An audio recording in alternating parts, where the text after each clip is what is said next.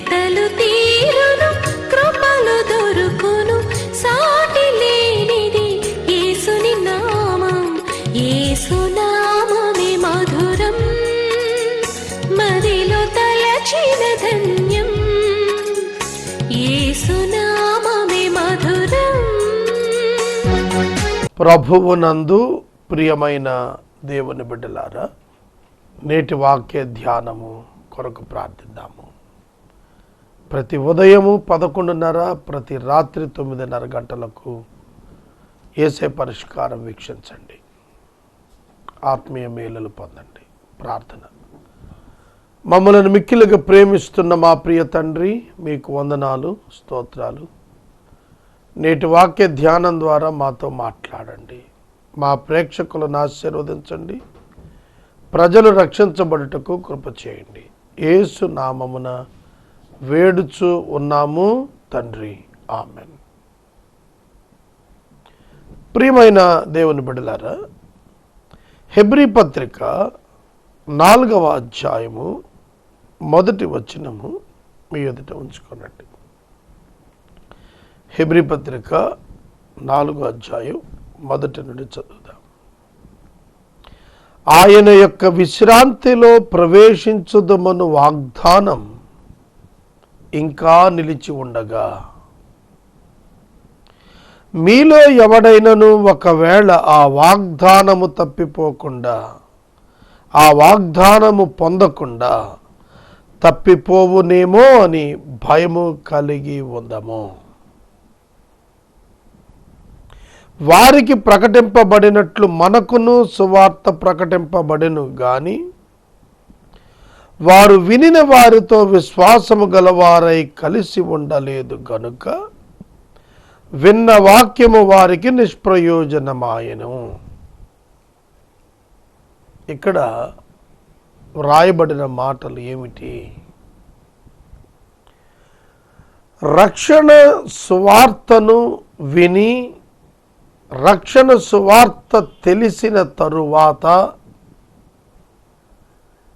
విశ్వసింపని వారికి హెచ్చరిక. విశ్రాంతిలో ప్రవేశించుదురు అనేది వాగ్దానం. మనము శారీరక మరణము పొందినప్పుడు ప్రభువు యొక్క విశ్రాంతిలో ప్రవేశిస్తాము. యేసునందు విశ్వాసముంచినప్పుడు ప్రభువు యొక్క విశ్రాంతి మనలో ప్రవేశిస్తుంది. జాగ్రత్తగా గుర్తుపెట్టుకోండి. విశ్రాంతి, విశ్రాంతి. Therefore, while the promise of entering his rest still stands, the rest given by God into our hearts.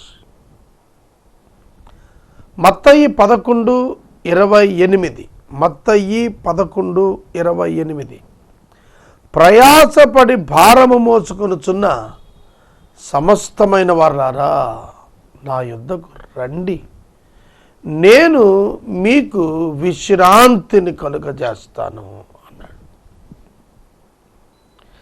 నేను మీకు విశ్రాంతిని కలుగజేస్తాను. The rest of God, the rest of God given by God. దేవుడు ఇచ్చు విశ్రాంతి విశ్వసించిన వారి హృదయాలలో ప్రవేశించి వారు భూమి మీద బ్రతికిన కాలమంతా అనుభవిస్తారు. శరీరమును విడిచిన తరువాత ప్రభువు సన్నిధిలో ఆ విశ్రాంతి యొక్క వాగ్దానాన్ని అనుభవించడానికి వెడలిపోతారు. అది మర్మం. ఇందులో మనం తెలుసుకోవాల్సింది ఆయన యొక్క విశ్రాంతిలో ప్రవేశించే అవకాశము, ఆయన విశ్రాంతి మనలో ప్రవేశించే గొప్ప అవకాశము విశ్వాసం ఉంచుట ద్వారా మాత్రమే దొరుకుతుంది.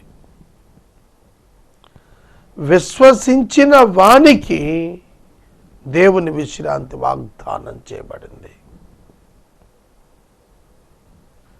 అవిశ్వాసముతో ఉన్నవాడు దేవుని విశ్రాంతిని అనుభవించలేడు. రక్షించబడిన వ్యక్తి యొక్క అంతరంగంలో పాపమును గూర్చిన, పాపము వలన కలుగు శిక్షను గూర్చిన, అపవాదిని గూర్చినటువంటి భయం ఉండదు. రిడెంప్షన్, విమోచన దొరుకుతోంది. కాబట్టి ఇటర్నల్ రెస్ట్ మన హృదయాలను ఆవరించేస్తుంది. నా మరణము నా నుండి తొలగించబడింది. నా శిక్ష నుండి నేను విమోచన పొందాను. తీర్పు నుండి విమోచన పొందాను. బహుమానము కొరకే నేను ఇక పిలువబడతాను. ఎప్పుడైతే తీర్పు లేదో అప్పుడు మనకొక విశ్రాంతి. కోర్టు తగాదాల్లో ఉన్నవాళ్ళు, ఏదైనా ఒక నేరం మోపబడిన వాడు కోర్టులో జడ్జి కేసు కొట్టేసినప్పుడు ఒక భారం అతనికి తగ్గిపోతుంది. మనసులో నేను ఇది రుజువైతే జైలుకి వెళ్ళాలా, ఇది రుజువైతే నేను అవమానం పాలవ్వాలా. కానీ జడ్జి ఎప్పుడైతే కొట్టివేస్తూ తీర్పిచ్చారో అప్పుడు గొప్ప నెమ్మది హృదయంలోకి వస్తుంది, గొప్ప ఆనందం వస్తుంది. అట్లాగే విశ్రాంతి క్రీస్తు నందలి విశ్వాసము ద్వారా దేవుడు వాగ్దానం చేశాడు. అది నమ్మకపోతే, ప్రకటించబడిన సువార్తను నమ్మకపోతే, మార్క్ 16:16 చెప్పాడు, నమ్మని వానికి శిక్ష విధించబడుతుంది. సువార్త అందరికీ సమానంగానే ప్రకటించబడుతోంది. విన్నారు, కొందరు విశ్వసించారు, కొందరు సందేహిస్తున్నారు. యేసుక్రీస్తే దేవుడు, ఆయన ద్వారానే రక్షణ, ఆయన ఒక్కడే రక్షకుడు అనే సందేశం మీకు వినపడింది. కానీ ఆ సందేశాన్ని మీరు లక్ష్య పెట్టుటలేదు. You are accountable for your salvation and judgment. నీ రక్షణకు, నీవు పొందు తీర్పుకు కారకుడు నీవే అవుతావు. ఎందుకంటే సువార్త నీకు ప్రకటించబడింది. నీవు వినకపోతే, గ్రహించకపోతే, విశ్వసించకపోతే, విధేయత చూపించకపోతే, యు ఆర్ ద లూజర్. నీవే పోగొట్టుకుంటావు. అందుకే భయపడమంటున్నాడు. ఇంత గొప్ప రక్షణ మీకు ప్రకటించబడుతూ ఉండగా నిర్లక్ష్యం చేయటమేలా, నిర్లక్ష్యం చేయటమేలా. లోతు దినాల్లో సొదొమ గొమొర్రాల మీద దేవుడు అగ్ని గంధకాలు కురిపిస్తాడని చెబితే, లోతు కుటుంబంలో లోతు కుమార్తెలు, లోతు అల్లుళ్ళు, లోతు అల్లుడు, చాలా జాగ్రత్తగా, లోతు కుమారులు ఎవరు వినలేదని రాసింది. మనం లోతు కుటుంబం అనగానే లోతు భార్య, ఇద్దరు కూతుర్లే అనుకుంటాం. కానీ అతడు వెలుపలికి వెళ్ళి తన అల్లుళ్ళతో మాట్లాడెను. మరొక వచనంలో అల్లుడితో మాట్లాడిన, అల్లుడితో అన్నప్పుడు ఒక కూతురు ఎక్స్ట్రా, పెండ్లైన కుమార్తె, అల్లుడు. అల్లుళ్ళతో మాట్లాడగా అప్పటికి ఇంకా పెళ్లి కాలేదు, ఎంగేజ్మెంట్ అయి ఉన్నారు. ఇద్దరు కూతుర్లు, ఇద్దరు అల్లుళ్ళు, అక్కడ 6 అయిపోయారు. కుమారులతో అన్నప్పుడు 2 కొడుకులు, 8, వీళ్ళిద్దరు 10 మంది. కానీ బయటకు వచ్చింది 3. ఒక ఉప్పు స్తంభం అయ్యారు, 6 అక్కడే ఆగిపోయారు. కారణం ఏంటి? ప్రకటింపబడలేదా? They didn't believe it. ప్రకటించబడింది, వాళ్ళు నమ్మలేదు. ఇవాళ ఒక విషయం చెప్తాను, గుర్తుపెట్టుకోండి. మనం అసత్యాన్ని నమ్ముతాం, సత్యాన్ని నమ్మం. అసత్యాన్ని మనం చాలా సులువుగా నమ్ముతాం, కానీ సత్యాన్ని మాత్రం నమ్మం.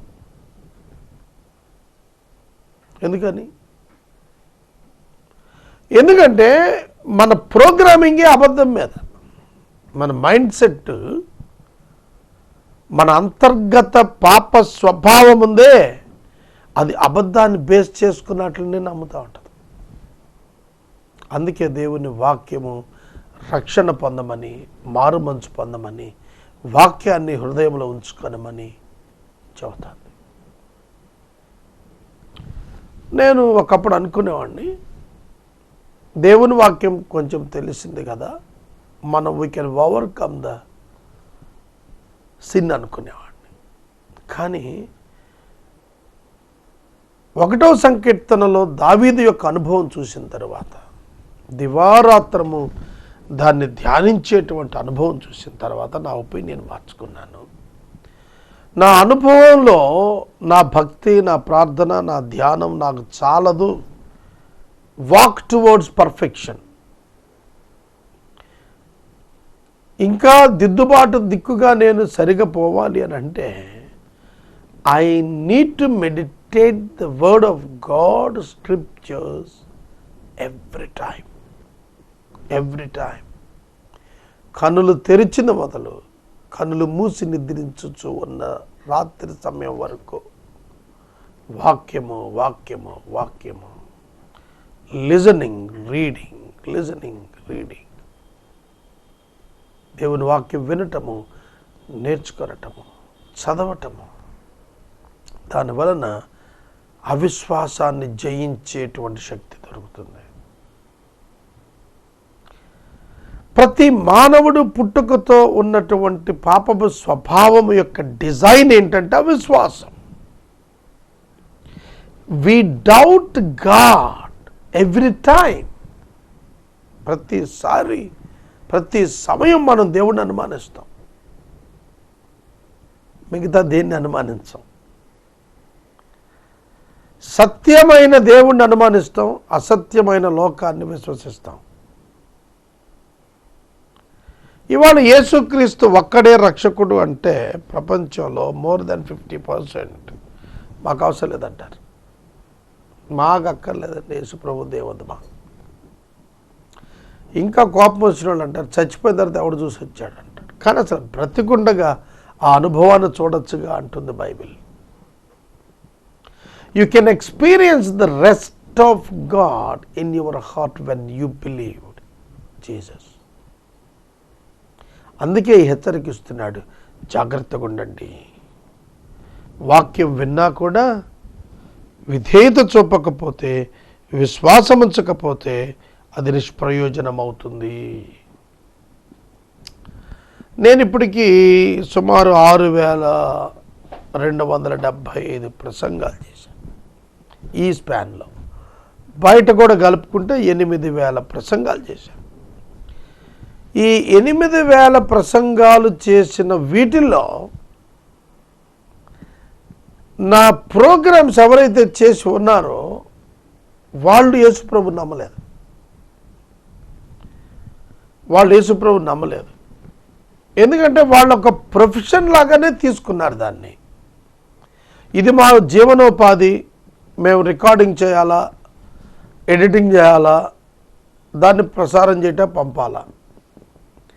విన్నారు, వాళ్ళు కూడా వాక్యం విన్నారు. ఓ ఈ కాన్సెప్ట్ బాగుందండి, ఈ పాయింట్ బాగుందండి అని చెబుతారు తప్ప I trust Jesus, I believe my lord, I confess the lord చెప్పలేం.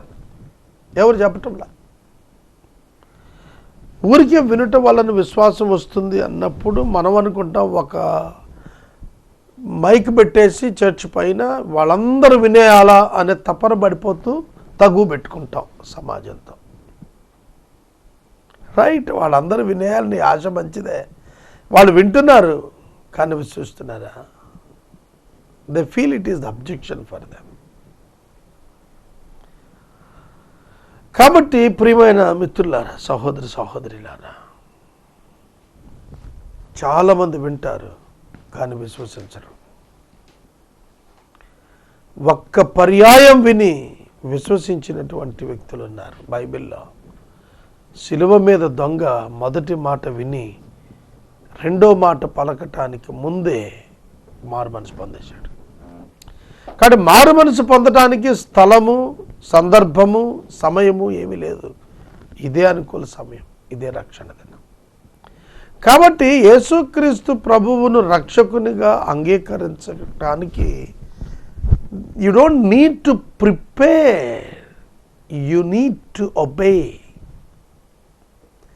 ఓకే సిద్ధపాటు చెందాలండి, అన్ని రోజులు అట్లా చేయాలి, ఇట్లా ఏం లేదు, ప్రాసెస్ ఏం లేదు.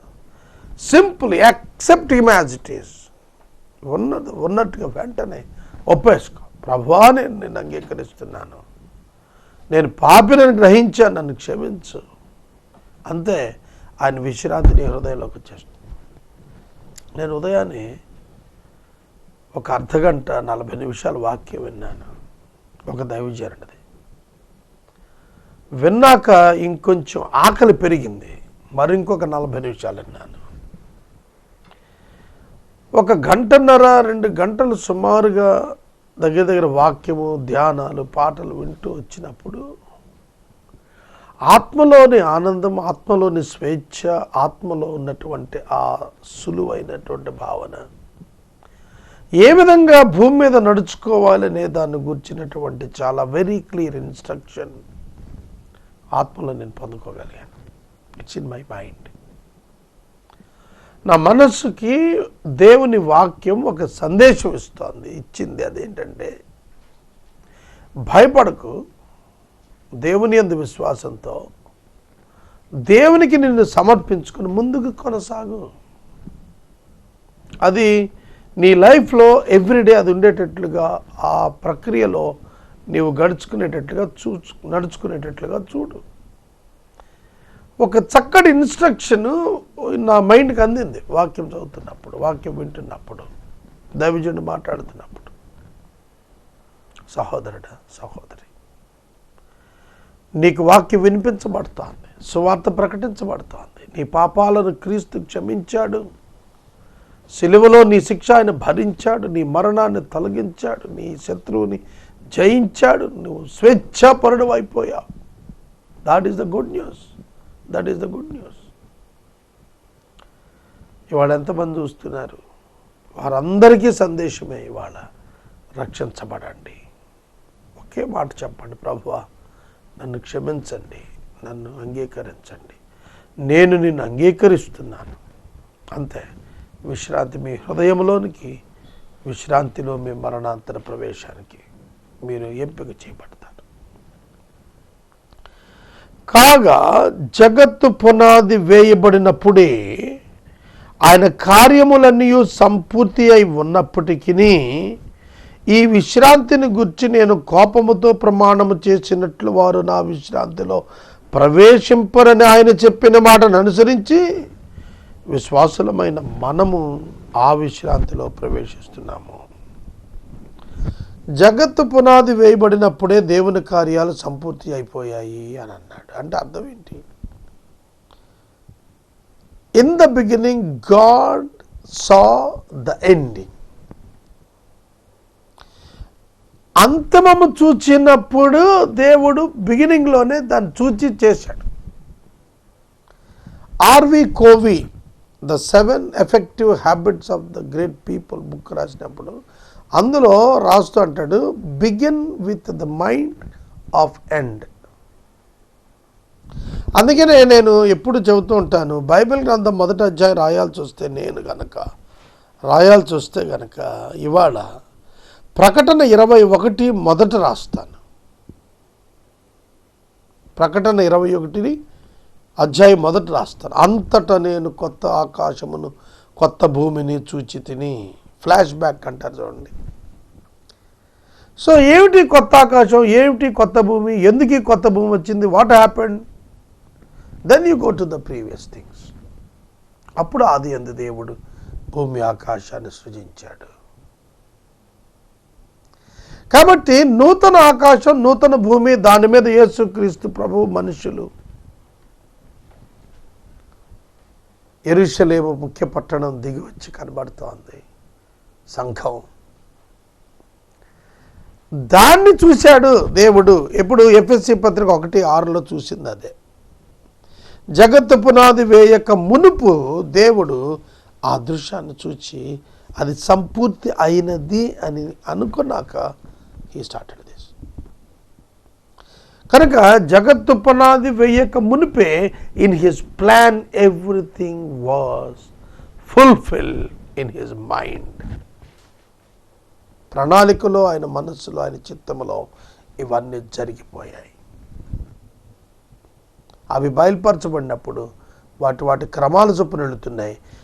ఆయన కోపంతో తిరస్కరించాడు కనుక యూదులకు రక్షణ లేకుండా పోయింది. అన్యులమైన మనకు రక్షణ దొరికింది.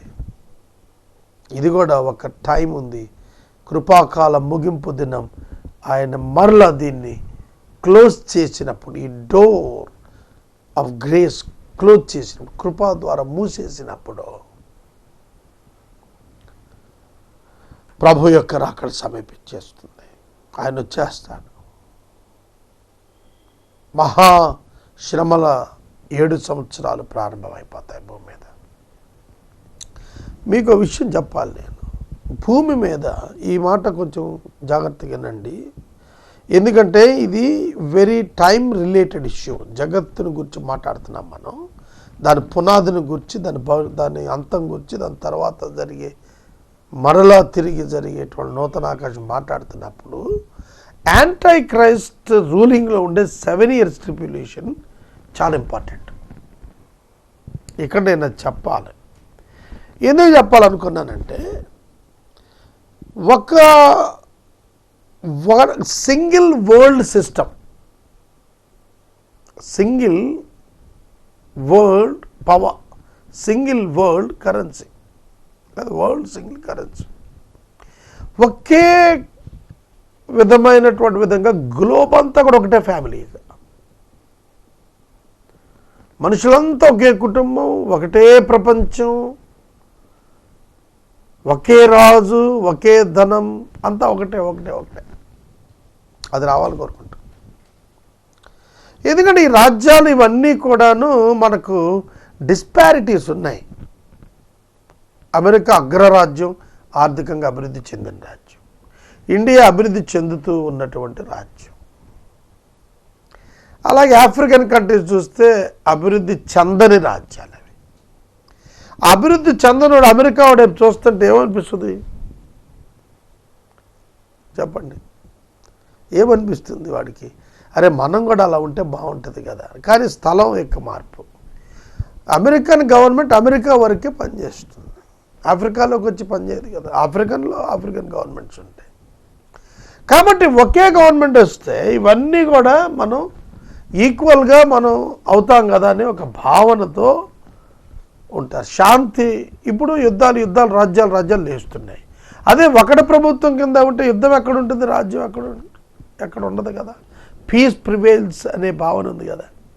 కాబట్టి అలాగనే ఏమవుతుందంటే ఇప్పుడున్నటువంటి ప్రభుత్వాలన్నీ కూడాను పనికిరావు, శాంతి కొరకు పనికిరావు, అభివృద్ధి కొరకు పనికిరావు, మనల్ని పైకి దాటాక అనే భావనకి ప్రజలు నడుస్తున్నారు. ఇప్పుడు జాగ్రత్తగా వినాలి. నడుస్తున్నారు, ఇంకా నడుస్తారు. ఒక స్టంబ్లింగ్ బ్లాక్ ఒక చోట వచ్చి టక్కని మార్పు వచ్చేస్తుంది. Yes, we want one government on the earth. ఎప్పుడైతే ఆ టైం వస్తుంది, ఆ టైం వరకు కూడా కృపాకాలంలో సువార్త ప్రకటించబడుతుంది. మీరు చూడండి, ఇప్పుడు డే బై డే ప్రజలకు ఏం కావాలి అనే దాని మీద వాళ్ళు నెమ్మది కావాలి, ఆర్థిక అభివృద్ధి కావాలి, శాంతి కావాలి, మెడికల్ కేర్ కావాలి, సెక్యూరిటీ కావాలి. ఇవి కోరుకుంటూ ఇవి ఎవరైతే ఎక్కువ ఇస్తానన్నారో వాళ్ళని ఎన్నిక చేసుకుంటారు. 5 ఏళ్ళు అవ్వగానే ఆయన చేయలేదు కనుక ఇంకొక ఆయన చేసుకోవాలి, మళ్ళీ ఈయన చేయలేదు కనుక ఇంకొక ఆయన చేసుకోవాలి, అలా ఆయన చేయలేదు కనుక ఇంకొక ఆయన చేసుకోవాలి. ఎవ్రీ 5 yearsకి మారిపోతూ ఉంటుంది ఈ డెమోక్రటిక్ కంట్రీస్లో. అమెరికాలో ఎవ్రీ 4 yearsకి మారిపోతూ ఉంటుంది. ఒక పర్సంటేజ్ ఆఫ్ పీపుల్ డిస్కరేజ్ అయిపోతూ ఉంటారు. అందరూ కూడా బెనిఫిట్ అయిపోరు ప్రతి గవర్నమెంట్స్లో. ఎవరి గవర్నమెంట్లో వాళ్ళు సొంతం డెవలప్ చేస్తూ ఉంటారు. అప్పుడు మిగతా వాళ్ళు డిస్సాటిస్ఫాక్షన్లో ఉంటారు. కాబట్టి ఏమవుతుందంటే ఈ యాంటీ క్రైస్ట్ కింగ్డమ్ వైపు అందరూ కూడా అడుగులేస్తారు. అదే ఇప్పుడు పొలిటికల్ సినారియోలో జరుగుతోంది. నేను చాలా దీని మీద చదువుతూ అధ్యయనం చేస్తూ పెద్దవాళ్ళు మాట్లాడుతూ వింటుంటే నాకు అనిపించేది ఏంటంటే the more lies will be elected. ఎక్కువ మనుషులకి ఎవరైతే మీకు ఇది చేస్తామని చెప్తారు, అది చేస్తామని చెప్తారు, దానిలో ఎక్కువ ఎవరైతే నమ్ముతారు, ఎవరు ఎక్కువ చేస్తారో మనకని ఒక నమ్మకం ఉంటుందో వ్యక్తి మీద, అప్పుడు వాళ్ళు గెలుస్తారు. అది మళ్ళీ 5 ఏళ్లలో క్లోజ్ అయిపోతుంది. ఇది హిస్టరీలో ప్రూవెన్ ఫ్యాక్ట్. నేనే ఒకళ్ళ మీద కాదు నేను చెప్పాను, it's a fact in the history. కాబట్టి ఆయన చెప్పింది ఏంటంటే విశ్వాసులు విశ్రాంతిలో ప్రవేశించాలి. అంటే ఈ చక్రమంతా తిరుగుతూ ఉంటుంది. ఆది యందు దేవుడు భూమి ఆకాశం నుంచి ప్రకటన 20లో వీటన్నిటిని తొలగించిన కాలం వరకు కూడా సృష్టిలో ఎక్కడా కూడా ఈ భూమి మీద తప్ప ఎక్కడ కూడా లైఫ్ లేదు, జీవం లేదు. ఎక్కడ కూడా జీవం లేదు. భూమి మీదే ఈ ఆక్సిజన్, వాటరు, ఈ స్థితి ఇవన్నీ కూడా దేవుడు ఏర్పాటు చేశాడు. అంటే ఈ భూమి మీద ఉన్న మానవుల కొరకే దేవుడు విశ్వమంతటిని చేశాడంటే మనకు అర్థం కాదు. We don't believe. మనకేం అర్థం కాదు. నీకోసం సూర్యుడు చేశాడు. సూర్యుడి మీద మనుషులు ఉండలేరు. చంద్రుడి మీద మనుషులు నివాసం చేయలేరు. చెయ్యాలంటే ఇక్కడి నుంచి తీసుకెళ్ళిన అటెళ్తే అక్కడ బతకాల్సిందే తప్ప అక్కడ దాన్ని తయారు చేసుకొని బ్రతకటానికి ఉండటానికి అవకాశం లేదు. ఒకవేళ నేను ధనవంతుడిని వెళ్ళి బ్రతకాలి అని అనుకుంటే నువ్వు ఇక్కడి నుంచి ఒక స్పేస్ షిప్లో వెళ్ళి ఆ స్పేస్ షిప్ అక్కడ పెట్టుకొని నువ్వు అక్కడ ఉన్నాయి చూసుకొని అక్కడ భోజనం ఇక్కడి నుంచి పట్టుకెళ్ళి తిని ఉండి రావాల్సిందే తప్ప you are designed for the earth, not for the moon, not for the Mars.